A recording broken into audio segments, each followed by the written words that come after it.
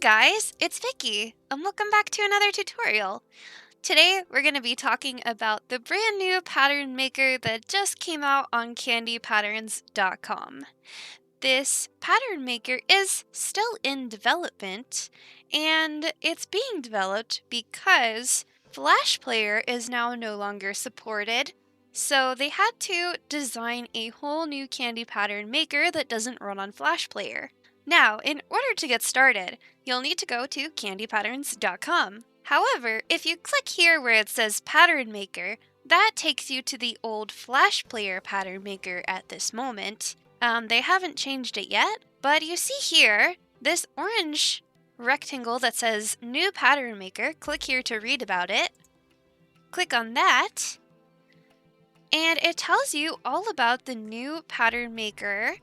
And then here, you can see the clickable URL, maker.candypatterns.com. So you can just click on that, and this is how you get to the brand new pattern maker. It's a little bit different than the old one, and I think it's pretty much in all the ways it's different, it's really awesome.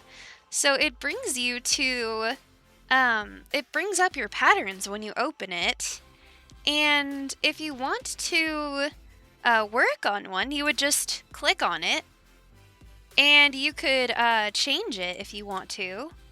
And then you could hit File, Save, or we can go home. Yes, want to go home. So I guess this is sort of like the pattern maker homepage. There's probably going to be like a lot of bugs right now. Like one of the things I had noticed before is that I was unable to duplicate any patterns. I wonder if it works right now. Let's try it. Yeah, it's still giving me that error that the patterns can't be duplicated. But yeah, that's just because they're still working on it, no big deal. So here you can either generate a template or you can choose one. So here's some of the patterns they have to choose from. There's some cuff and panel stuff, and then they have a lot of different pegboard templates, which is really cool. And then here you can go to generate template, choose a pattern type. Perler will give you like a square grid, and then you can choose multi or peyote, depending which way you want the beads oriented and what you are making. And then here you can put in your number of columns and number of rows. You can also choose a color right here, and then check this box and say fill with current color if you want to. So let's give it a try. Let's see, let's make a peyote cuff pattern. So I'll choose peyote. And then number of columns, let's say 22, and number of rows 6. And then if I wanted to pick a color, how about purple? And let's see if it works. So here it's made a purple peyote stitch cuff. And then up here, you have File. You can make a new pattern. You can download the pattern, save it, print it. Here they have ways you can put like numbers on it. That's interesting. Here is where you click paintbrush. Here's your color. So you'd click whatever color you want, click paintbrush, and you can draw on it. This is the eraser tool right here. There's also a bucket tool here. Let's see how this works. I'll click cyan. Bucket. There we go. Bucket tool appears to work well. Here's the color picker.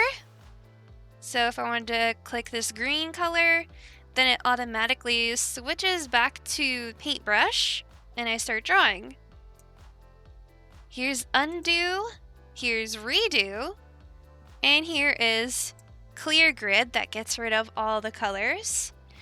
You can also see, you can zoom in and out, but like this feature is still a little bit glitchy. I'm using my scroll wheel for this. You can't move around yet? I don't know, it's weird. But here's a trick I figured out. I'll have to move my face cam to show you this. Okay, so if I click on these 3 dots over here, I can zoom in or out of the web page. And so if you need to zoom in or zoom out on your pattern, maybe you can do it that way instead. You still can't scroll up or down.